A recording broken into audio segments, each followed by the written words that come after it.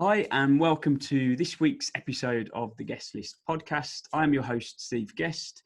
For those of you that haven't listened to an episode of this podcast before, the podcast was set up off the back of my first book, Top Biller, The Life of a Recruiter, and really the foundation that gave me to talk to lots of interesting people with more value to offer than myself, the ability to go out there and offer more value to listeners and genuinely look to empower, motivate and inspire people to go out and do more that they feel that is possible. Today's guest is no exception to that, and I'm looking forward to having a chat with them and working through their trials and tribulations of their life and career. So without further ado, I'm going to go through the bio as always. Today's guest is a TEDx speaker, high performance coach and creator of IAM10, helping individuals and organizations to get unstuck, get moving and get results using the hashtag IAM10. What differentiates high performers from good performers? For the last 2 decades, this is the question that today's guest, along with a dedication to helping leaders make smart decisions, employ winning strategies and get better results. The world is changing faster than ever. There is more competition than ever before. The global economy, AI, automation, and now the fallout from the coronavirus all mean that you and your people need to work with conviction, embrace change, maximize productivity, and add more value to every situation. Good enough is not good enough anymore. You need to be the best. You need to be a 10. Gavin Ingham, welcome along. Hi, Steve. Great to meet you. How you doing? Yeah, really good. Looking forward to this. Yeah. So, this podcast was set up to talk about high performance and what separates perhaps the high achievers from the normal kind of day-to-day, go to work, 9 to 5, go home, happy with what I've done. I think I've done enough. Talk to me about some of perhaps the characteristics that individuals would need to be classed as a high performer. Well, it's a great question, isn't it? And it's one I've asked a lot of people, Steve. I reckon I've asked probably 100,000 plus people, what do you think makes, a top performer?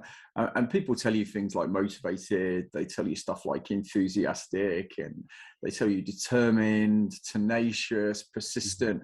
And I think when we'll talk about all of this, because these words are really important, right? I mean, clearly, and we see people every day who aren't delivering on these things, but are they good performers, or are you just differentiating between bad and good there? And I think we do need to talk about that, because there'll be a lot of people who are going, well, I'd like to deliver more of all of those on a day-to-day basis.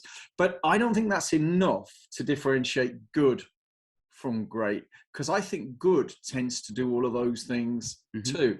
And I've asked this question over and over and over and over, and I've thought about it, and I think the answer, when it comes down to it, is it's 3 core things. It's having the conviction in yourself, in your principles, in what you're trying to achieve and what you want.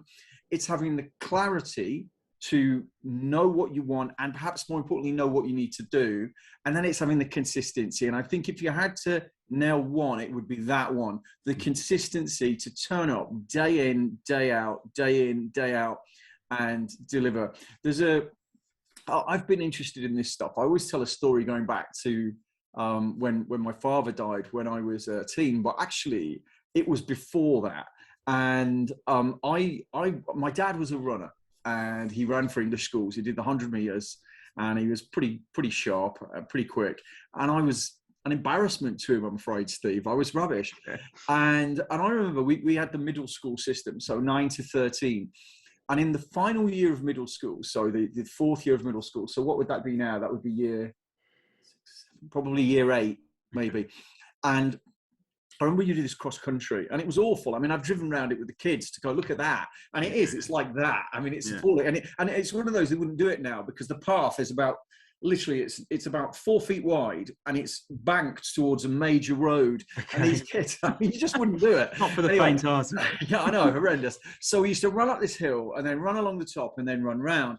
And I remember we ran this annual cross country. So that would be what? January, probably. Yeah. And in January, I remember running along the top, so about halfway round the run, and looking down the valley to see people finishing. Now, this was the whole of year 3 and year 4, and I was year 4, boys and girls. And I was last bar 3 people. So literally, apart from the 3 people who, literally were hopeless, I was literally last, beaten by the people who are a year younger and all of the girls as well. And that was January. Yeah. And then in maybe May, we were out on the track, and teacher said, we're going to do some 100 meters. So I lined up thinking, oh no. And then I beat the best guy in West Yorkshire. And he went to the teacher, bless him. And he went to the teacher and he said he should be running for our house in the school games. And the teacher went, no, I don't believe, no, that's not happening. No, not Gavin. No, that's not happening. Not him. He was last, not him. Yeah. And so he said, put me in the 800. And I thought, oh, that's too far, but I won it. And so that was interesting. And at the point, I was thinking, well, that cannot. And I know somebody might sit and go, well, it could be, but I don't see how. And I didn't see then how you could go from last to first in what, 3-4 months, if it was anything other than this. And that really was the start of my interest in all of this stuff. I was always then looking for what is it that you can do that changes stuff. But the truth of the matter is, I think it's consistency. I think it's turning up every day, delivering when other people don't. I've had lots of conversations through this podcast and through the circles that you kind of keep and the people you have around you. And consistency is definitely key, because it's the days where you can't be bothered. You don't want to do it. You don't want to pick up the phone and make a call. You don't want to put that best foot forward. You don't even want to attend the office, whatever it might be, but you still do it and you get past it. We spoke a couple of months ago, and I'm on a bit of a health kick this year. And a couple of weeks ago, gym has been reasonably consistent, but I do let myself off the hook a few times. And I went to bed thinking I don't want to go. I woke up at 5:30. My first thought was, I don't want to go. Sat on the end of the bed to put my gym stuff on. I'm thinking, I still don't want to go. Got in the car and thought I might just go straight to the office, pick up a Costa. And I kind of tricked my brain into, no, let's just get to the gym. Got to the car park and thought I might just have breakfast at the gym and then go back to the office. But I did end up actually doing some exercise. But it was such a personal mental fight. That battle with yourself. Yeah, just to get there. And I think it's the consistency to do things when you every pore of your body is saying, don't do it. Don't do it. You don't want to do it. I think also you have this filter in your head that sort of judges you against others or even against yourself on another day. And then when you judge that for, well, I don't feel quite right today. And then you start making excuses. Whereas actually the truth is, it's the days when you don't feel quite right. Yeah. That you have to turn up, you have to show up. So I give myself the win. I don't time myself anymore. I don't, I in the olden days, I'd be like, oh, well, I lift this amount and I'd be pushing it down all the time. Whereas now the way I do it, literally, say it's a pull down exercise or something, I'll put it in and I'll test it. Yeah. And I pick the weight. I mean, it's always similar, but I pick the weight that feels right on that day and I do it. But I don't go bonkers, because for me, it's about that turning up. Or clearly, I'm not training to be an Olympian. So if I was, you'd have to turn up. Sometimes we need to pat ourselves on the back, because even just turning up can be good enough, because it's got you past a hurdle that perhaps, I don't know, maybe years ago you wouldn't have done it. Well, if you look at how we used to talk about this with sales teams a lot, and you've got the sales kind of roller coaster that goes like that, and someone starts in their new job down here. What's the only thing they can do? Well, it's prospecting. So they go out enthusiastically in their new job, and their sales start to go up, and their sales go up. But along with that comes dealing with the client. Along with that comes, they start getting into meetings in the office. They start getting into conversations. So somewhere maybe around about here, they forget to do the very prospecting that got them there. But because there's a sales cycle of 6 weeks, 8 weeks, 6 months, whatever, the sales carry on going up. So you're really busy. So in this bit, you're feeling great, but that that's going to happen at some point. but you're still really, really busy. And you get to maybe about here, and I call this the oh shit moment, by the way. And that's the moment where you realize, oh shit, I've got no business, right? And if you're running a business, it's, oh shit, we've got no pipeline. How do I pay the staff? Or it could be, if you're studying, I mean, it works with studying or leadership or coaching or anything. You suddenly realize, oh shit. So then in a fury, you start doing all the things you were supposed to be doing, but you're still going down. So you're doing them all in the really worst mindset. And if you don't give up entirely, you turn it around and repeat the process over and over and over and over again. And people do this in all areas of their lives. They do it with saving, they do it with relationships, they do it with leadership, they do it with coaching, we do it with sales, they do it with going to the gym, with bikinis or all that kind of stuff. And actually the answer is quite simple. It's consistency all the way through. I'm a permanent recruitment consultant. So you tend to say as a permanent recruitment consultant, the results are pretty inconsistent in that you'll have a really busy month and you get caught up with offers and placements and notice periods and resignations and aftercare. And then you suddenly realize you haven't made any sales. So you start at zero again and you work into obviously notice periods. So you're always working 4 to 6 weeks ahead. And the amount of conversations I have with recruiters as to when things are going well and you're making placements and things are happening, you should double down on the business development and the sales to make sure that you don't get preoccupied by patting yourself on the back saying, hey, look at me, look at all this.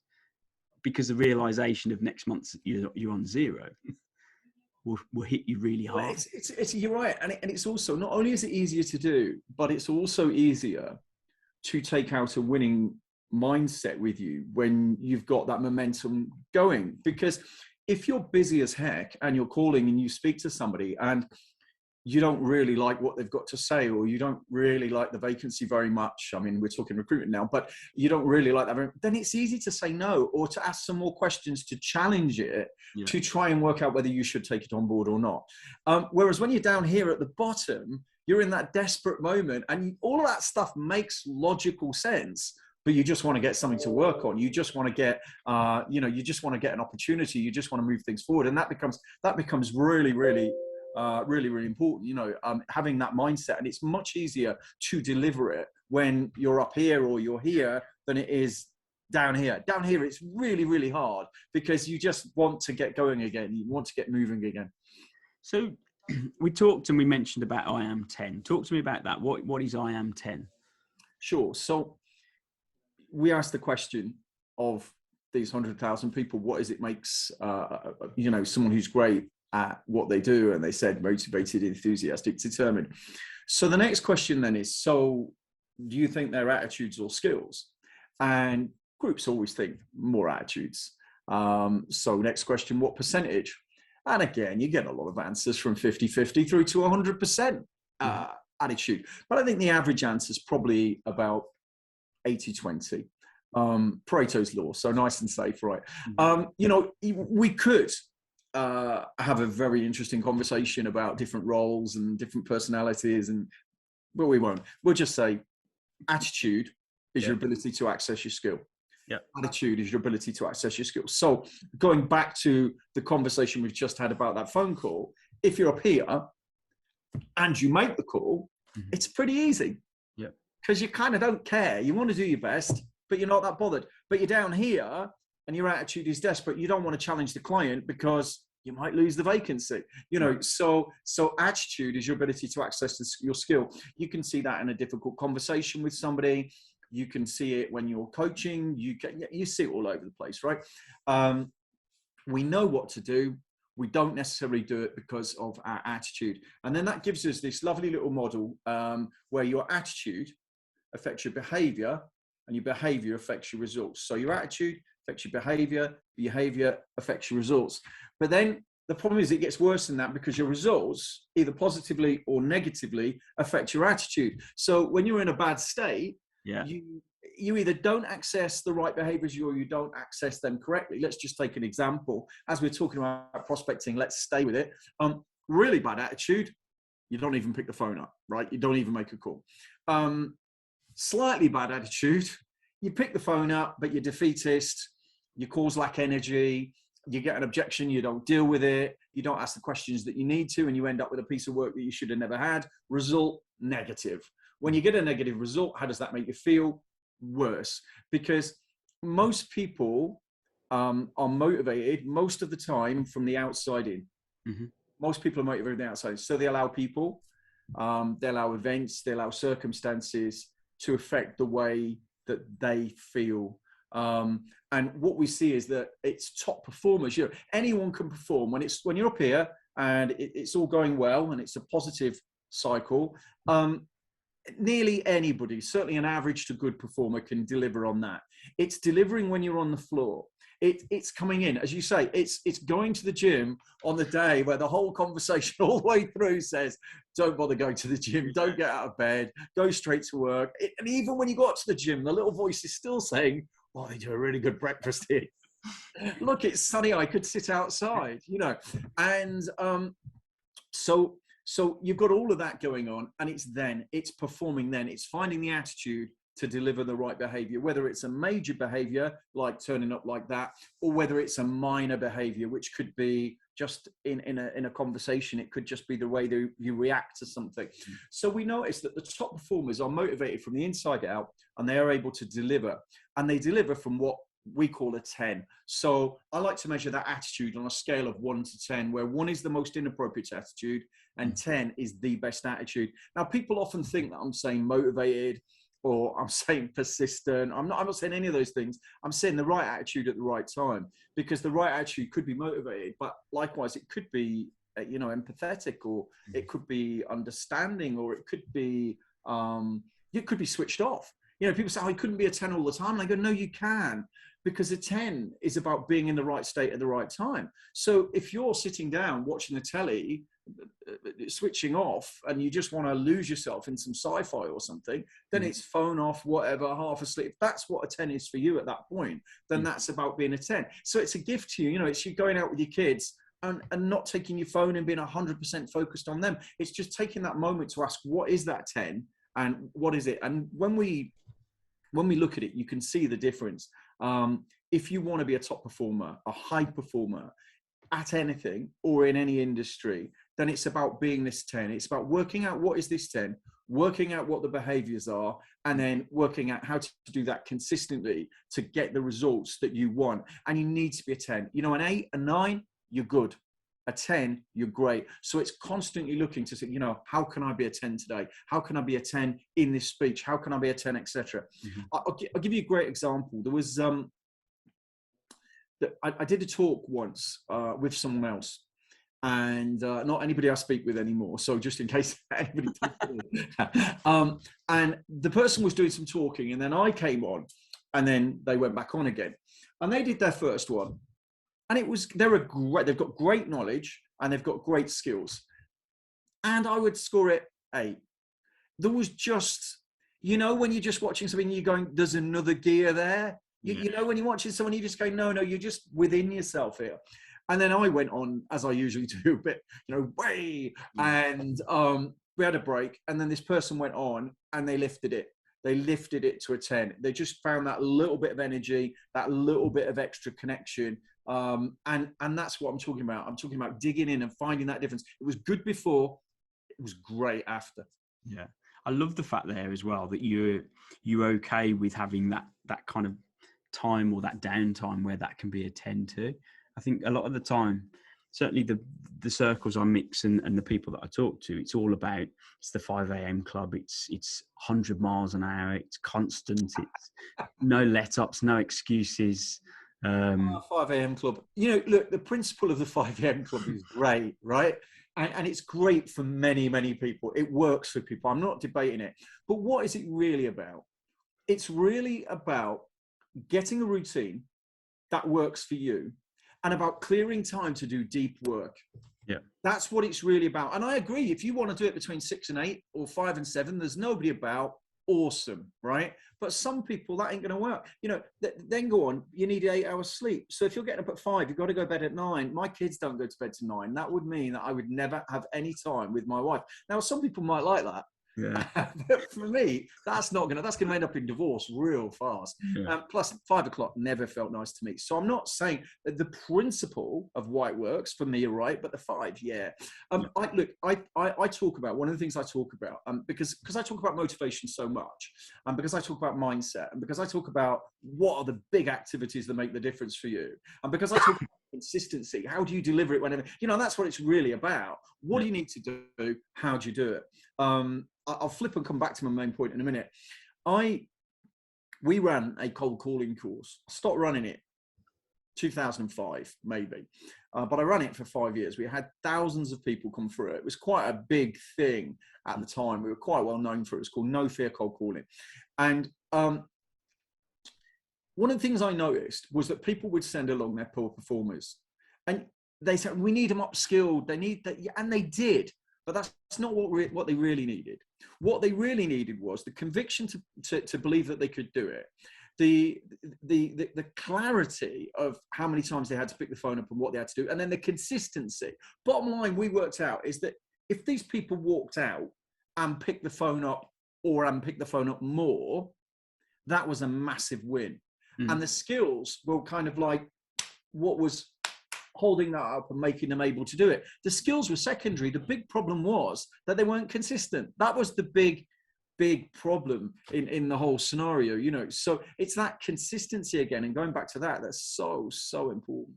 It is. And I've made a career of it, to be honest, because I am Mr. Borderline OCD, consistent spreadsheet savvy. Everything's got its place. I don't like change.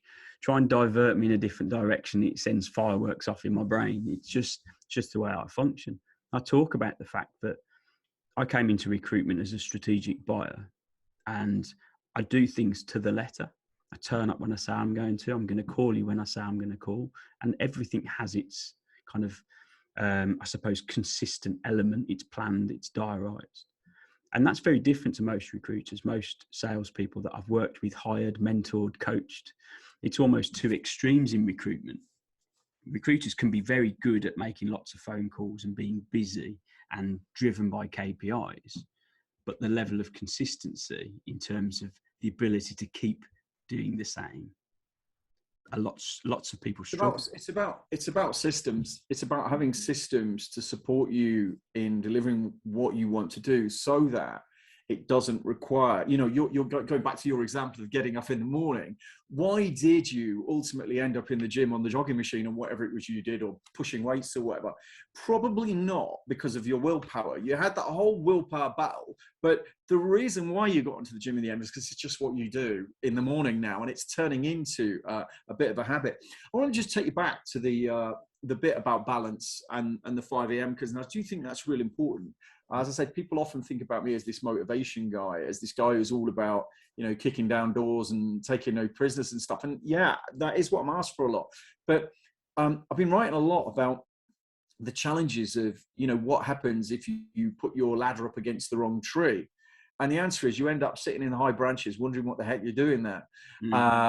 Feeling lonely and lost. And I think it's all about balance, right?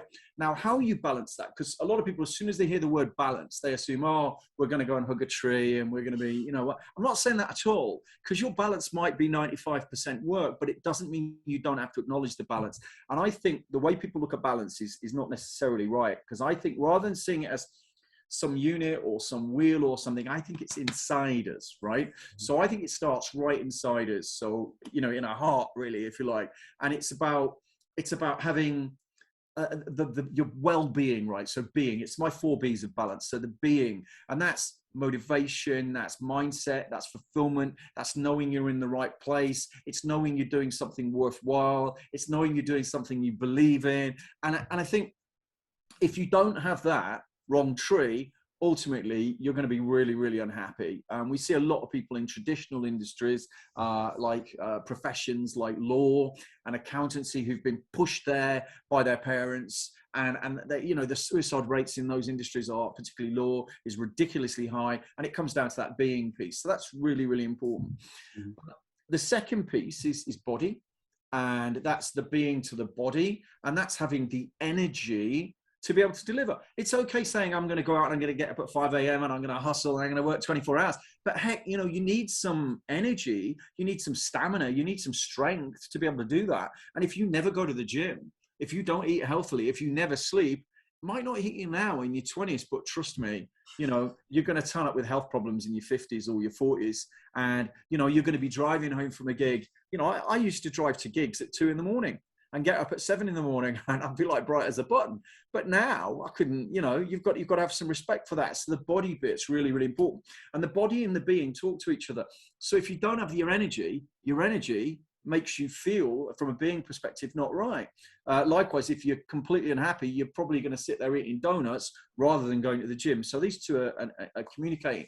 Then around that, you've got what I would call bonds, just to squeeze it into 4 Bs. And that's the relationships. So that's your family, your friends, the people you choose to knock around with, your work people, really important. We saw a huge impact on that during the pandemic, where people weren't with their families and business culture was changing because people weren't in the office together doing all that stuff. It's who you choose to be with. And that's really, really important, because they say you become most like the people you spend the most time with. I already said we're impacted by people, events, and circumstances. So those people and the circumstances that they create and the events that they involve themselves, you can manipulate that by choosing the people you're involved with. And then outside of that, business. And as soon as you start looking at it that way, you realize you need all 4. You can't not carry all 4 for any period of time, because otherwise one of them will just take the rest down. You can have everything else, but if underneath you're completely unfulfilled, then what's the point? You can have everything else, but if you're about to drop dead, what's the point? You can be the best parent or the best employer in the world, but if your health's going to take you down, it doesn't matter how motivated you are. You've got to keep that sorted. Likewise, you can fight against all the people in your life, or you can go and find people who support you and drive you. We've got a group for directors that meets twice a week, and effectively, it has a purpose, but that is a huge part of it. Those people meeting up and chatting and talking and passing stuff and helping each other, because what you're doing is you're creating people in your life that are the kind of people that you want in your life, that give you energy rather than stealing your energy. So yeah, I think this piece, people often see it as woo-woo nonsense, but actually it makes everything else so easy. 100%. There's so many bits in there that kind of got the cogs whirring in my head. Just the simple fact, we've mentioned it a couple of times, of sorting my nutrition out this year, being healthier. Pandemic, I didn't really do too much, put a bit of weight on, as I think a lot of people did. And I am a workaholic at the best of times, and I'm always trying to find that balance. My wife is very good at keeping me on a kind of even keel with the family and the kids and everything else. But I thought I was working at, as you'd say, at 10. And I wasn't, because I was having less and less sleep. I wasn't exercising, wasn't eating the right foods. So I was lacking energy, but I would spend more time in the office thinking I was achieving more. And since I've kind of changed that around this year, I've been far more productive. I'm creating more things. I'm doing more stuff. I'm achieving more. And it's because I've got better at, as you say, those 4 Bs and the elements in between. I think sometimes we are quite good at forgetting parts, or parts perhaps we're not so good at, we leave to the one side, or we just become a bit neglectful. And generally it's us that we neglect. It's not necessarily the people around us. If you want a great, I don't remember the film. So if the film's rubbish, I apologize. I just remember the principle, but there was a film called Click with Adam Sandler. And he got this, he was given, I can't remember why, but a guy gave him a remote control on life, which allowed him to fast forward through things that he didn't really like. But then it started to learn, and it started to leap through these things without him telling it. And the end result is he ends up like old and alone and I don't know, whatever, but miserable basically. And when you think about it, what we're talking about there, we're talking about being a 10, and we're talking about habits. Because he said, what happens when my wife's going on at me and I fast forward through it, or my team are annoying me and I fast forward through it, and you're there. Maybe you're not the best you, but you're there. But then it starts to learn, that becomes habit. And before you know where you're at, you're not at top level. And it's very, very easy to go, I'm doing all right. And then you look up and you go, you know what, actually, I'm not a 10 in this. I'm not on top of my game. It's funny, when I first started out as a consultant in selling 20 odd years ago, and I saw multiple different industries and multiple different people. And yes, I saw a lot of people and a lot of businesses. I went, how on earth do you even survive? But on the other hand, I saw someone, I went, whoa, I would have only been like slightly better than average in that team, because that team is awesome. And I'd never met other people who were like that before that moment. And I thought, I'm on a 10 all of the time. And I looked at them and went, oh, am I? Or am I 9.5? You know? That's grounding as well, isn't it? Yeah, oh, for sure. Because I mean, we get that in recruitment all the time. I've got a book called Top Biller, and I know for a very fact there are bigger billers than me everywhere. I am not the best biller.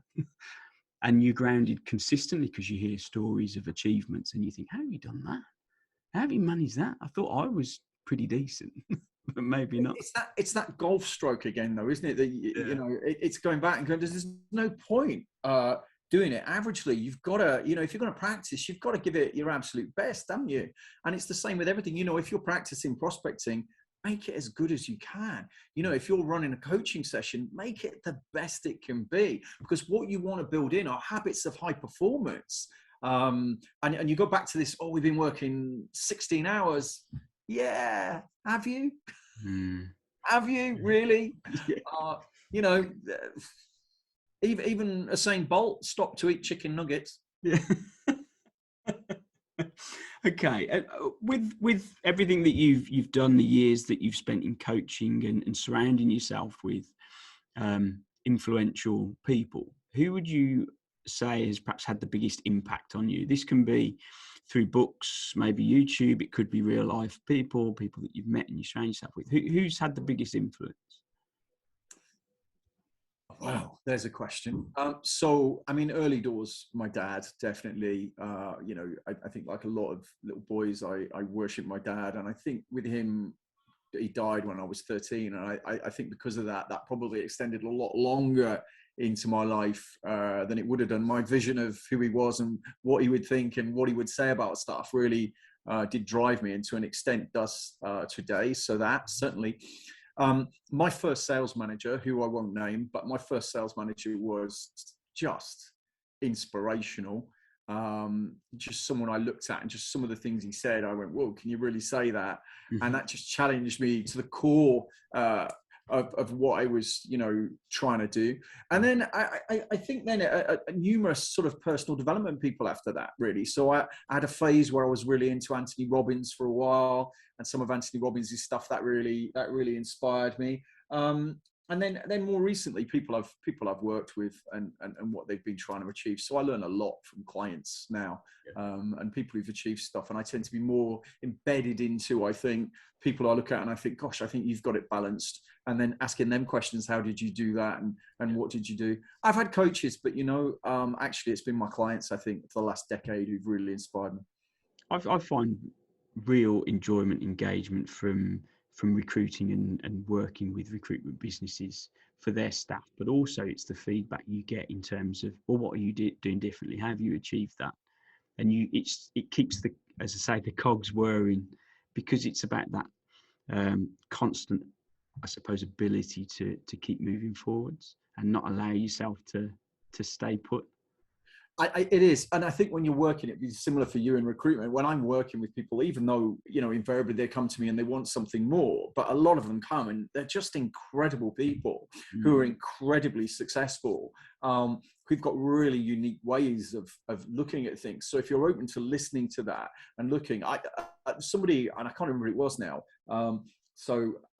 I can't give them credit, but there was a lovely phrase that somebody said once, maybe 30 years ago in my life. I thought, I love that. And they said, life has a funny way of teaching you what you need to know, but you ignore it every day. And that's just stuck with me, you know, that there's always these learning opportunities around you. There's always models for doing things better, whether it's as a salesperson, a business leader, a coach, or a parent. It's just, for a lot of us, we're close to it and we shut it down and we're not open to actually being challenged ourselves. there's definitely a learning in that. And I think I was very much the closed off person, probably up until about maybe 2010, I reckon. So the last 12 years, I've spotted more opportunities. I've been in the moment more often, where I'm truly engaged with the person that I'm talking to, and I haven't drifted off to think about other things. I do have a bad habit in that if somebody's talking to me in the office, I might still type away, and I have to stop, apologize, turn and say, I'm really sorry, I wasn't listening. Can you say that again? And shut whatever it was I was doing.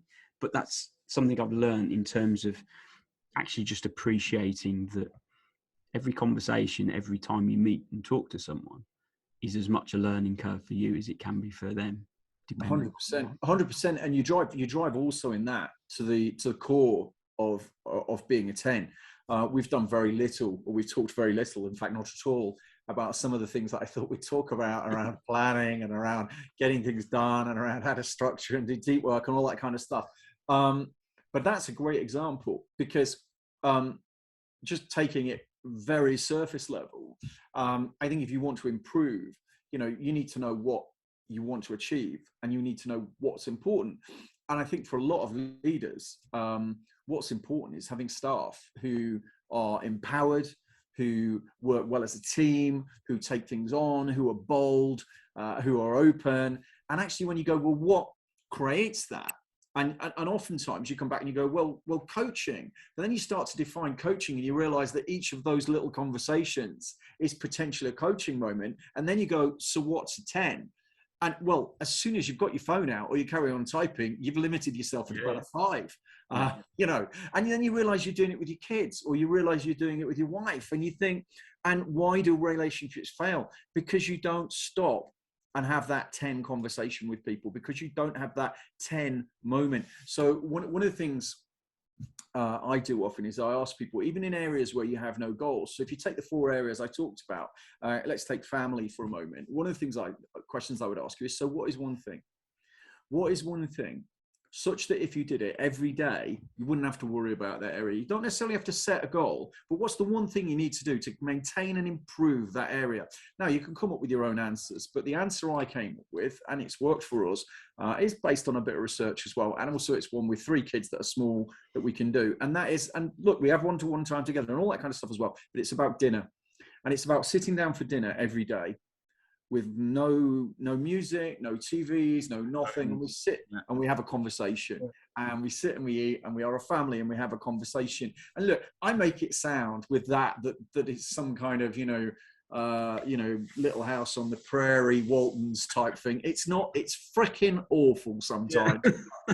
It is a push, and some days, you do feel like going, I'll just have breakfast at the gym, but it's pushing it and pushing it and keeping it going and keeping on doing it. And it's that one thing, that really makes the difference, and sticking to it and holding out on it and working out what's important and making it happen, and working out what that is. And it could be anything. It could be that conversation with your team, and it's going, that's really important. So when they walk in, I put this stuff down and I'm 100% engaged, because actually that's my most important thing. I need to build this team. They need to have confidence. They need to know I'm there for them. And if I'm always doing this, that is going to have a long-term impact. Whereas if I just go like that for a moment, because this is my most important thing, but most people just have no concept of what's important to them, either generally around their whole life or specifically in work. And therefore that makes it really difficult to then go, so this is a really important situation. What is a 10? What do I need to do? How do I hold myself on it? How do I judge myself on it? And they become really, really important things, but most people fail. So I just wanted to pick that one up, because that's a great point. So important. It's great, but we have Sunday dinner, so generally we're a little bit all over the place with swimming and football and whatever else. So we rarely in the week will sit down all together. But Sundays is our no phones, no switches, no excuses. We're all at the table at the same time, and you share a little bit of a moment. Maybe we need to be a bit tougher in terms of other days of the week. No, I don't think so. Ours a little, and you can have other things. That answer is not necessarily the right answer. The point is, it's doing something, isn't it? It's like, what's the one thing you need to do for fitness? And you might say, well, it's going to the gym, or you might say it's going for a walk, or you might say it's running a marathon, or it's eating healthily, or it's getting my sleep, or it's drinking water. There are many different answers to the same question, but the point is, which is the one for you, isn't it? And then finding that 10 and doing it. Okay, so a question that we're often faced with as recruiters, as salespeople, is when we're dealing with people and we have moving parts on both sides, so client and candidate both can decide something random or different at any point, the levels of rejection in the job that we do are quite high and they're consistent. And we can get to the end of the line and think we've solved the problems and still have to deal with the rejection because it hasn't quite worked out. Someone's left after a day or not even turned up. Has there been moments or situations for yourself where there's a level of rejection and you found a way to almost kind of overcome that ability to perhaps not take it so personally or not take it as something you can't get past? It's a great question, and I think it's really difficult because the standard answer is to say business isn't personal, and I don't believe that. So you're doing something business, but it is personal, because I think to connect with people, to build a business, I think it has to be personal to stand out these days. So I think that's a lazy answer. So what is it? I think it's a combination of things for me. And look, the truth is, stuff like that bothers me, same as everybody else. I am personal. I do put my all into it. When I get a kick in the teeth, I feel it. Yeah. So I think there's a few things. I think one is you need a fundamental belief that it's okay. These things happen. And the way I eventually convinced myself of that was of a little model where somebody said that if you want to be really great at what you do, 20% of people, percentages don't matter much, 20% of people will love you, 20% will hate you, and 60% will be somewhere in between. It's the 20% that love you that are going to make you money, make you famous, make you happy. And you need the 20% that hate you, because what most people do is they try and get rid of the 20% that hate them, and they put all their energy in the middle. And what that creates is vanilla. Yeah. And I thought, I don't want to be vanilla. And then you start looking for examples, and you get comedians. I love comedians. My wife hates them.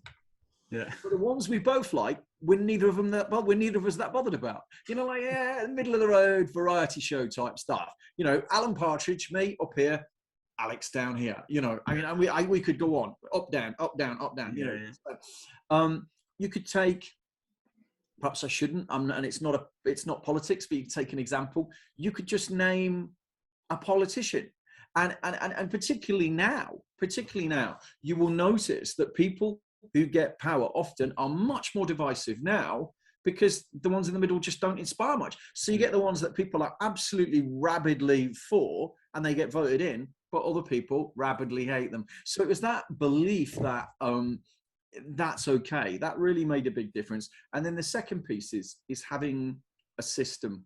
So having a system, if it's something that comes up, for example, in recruitment or sales or business or whatever it is, just having a system. So you follow the system and you judge yourself on, did I do what I was supposed to do, rather than the results side that's out of your control. So for example, if you're prospecting in the morning or you're going to the gym, to stay with the two examples that we've used, the system is you go to the gym and you get on the jogging machine and you push the weights. Whether you push the weights badly or you feel great or you don't, yes, by all means track it.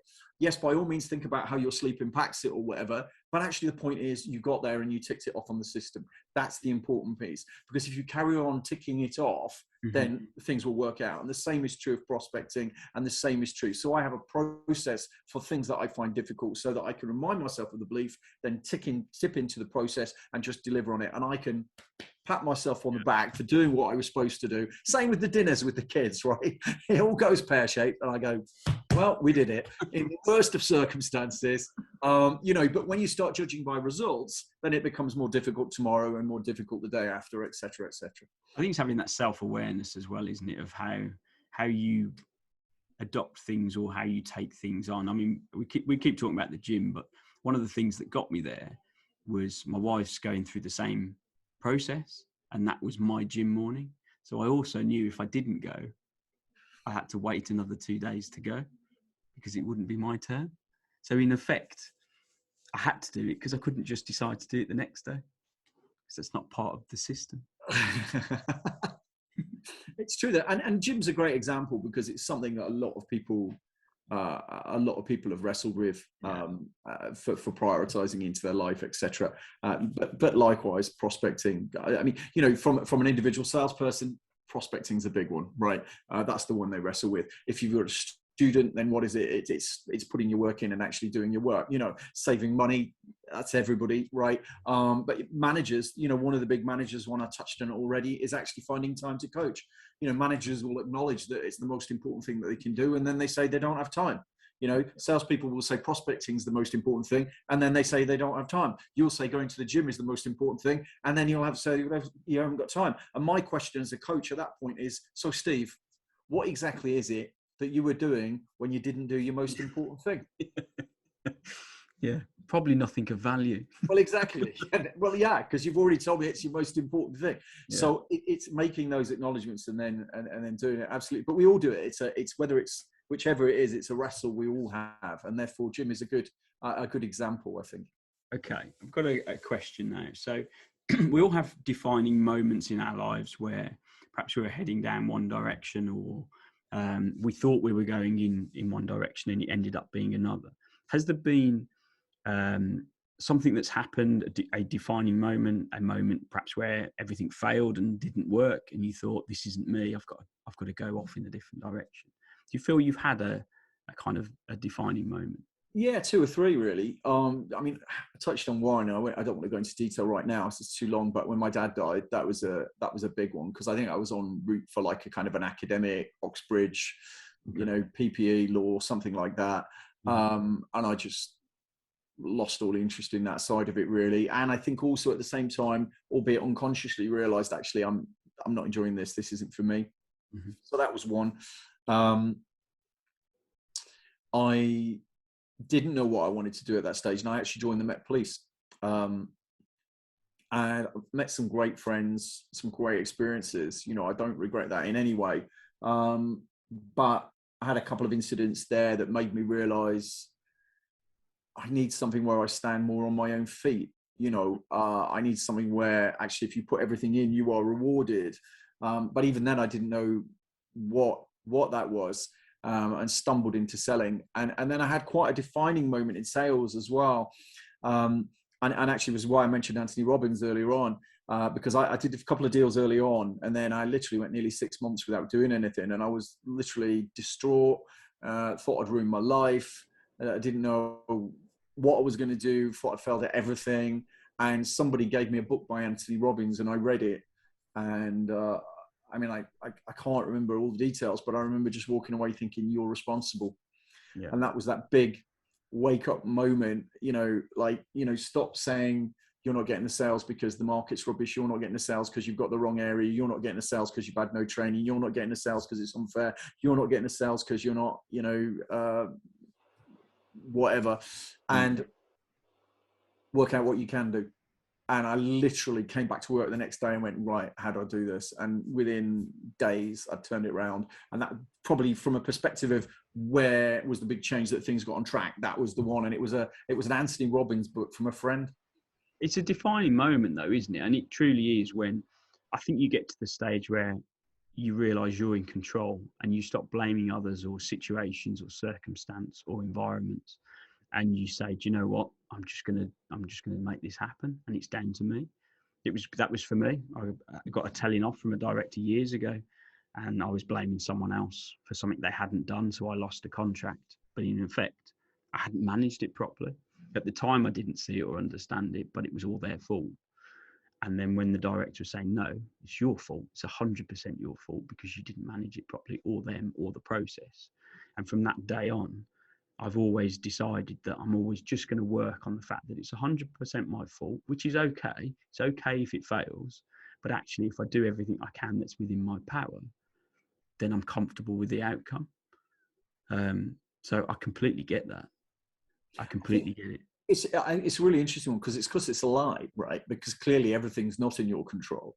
But I think as soon as you acknowledge anything's not in your control, you also give away all power from it. Because even if it's 1%, even if you go, I've got 99%, you've got 1%, or 99% 1% luck, you know that afterwards you're going to say it was the 1% luck, right? Yeah. So you're better off with the lie that it's 100% your fault or 100% your responsibility, because then you can do something about it. Then you can ask, well, what can I do about this? How can I make a decision here? You know, what do I need to do differently? Who do I need to engage? What do I need to learn? What actions do I need to take? It just all becomes about what you control, which is so much easier, because that gives you something to do. Even if the end result is, well, I walk away, you know, I mean, equally okay. So what's happening with you at the moment then? What's the plans for now in the near future? That's a great question. So, I mean, I've been doubling down on the IAM10 stuff since the pandemic, really putting together the video system so that people can go through that. Just about got a planner that's coming out in the next couple of months, which will allow people to fill stuff in and follow through with it. So that's for anybody really, but specifically aimed at business people to help them really get that clarity around what they want, get clarity on what they need to do, so that they come in on a daily basis and they know what they need to do and what they don't need to do, and then a way of holding themselves accountable for it. So that's at the base of what I do, whatever it is. At the moment, we've got an online group, which is directors working through that kind of stuff. So we meet and go through that. That group will be continuing. But with the world opening back up again, and you know, travel a possibility. I've been to a couple of places. You know, recently I've been to Helsinki and Nice, so that felt a little bit more like normal. So there'll be a lot more speaking events talking about this, helping teams to get motivated. And I've also put together a combination of everything I've done over the years, like a 90-day program, which is for leaders and for teams to help them go through this. So you get a team, whether it's going through cultural change or whether they want to improve sales, to help them set what they want to achieve in that 90 days and then help them hold themselves accountable for it. Because I think we all know a lot of the time the difference between success and failure, or indeed success or not quite as good success, is that consistency of turning up. And if you can help people do that, then that's going to get you the results. So that's what's next. More talking, more coaching, a little bit more real world stuff, and the planner. Everybody needs a planner. So I've got a planner and I love it. It keeps me on check every day. So if listeners are listening to this and they want to come and find you, they want to find out some more information, where's the best places to track you down? Yeah, so two places really. I'm really active on LinkedIn, so follow me on LinkedIn. I tend to post 8:15 every morning. Not promising I'll do that forever, but that's what I'm doing at the moment. So I tend to be there to chat to people and answer questions and things. And then the second way really would be to join my newsletter, which again they can find straight off LinkedIn or indeed on my website, which is gaviningham.com. Fantastic. And the question that I always ask every guest that comes onto this show, so if there's one piece of advice that you would leave the listeners with, it could be absolutely anything. What would that be? You can leave more than one piece of advice.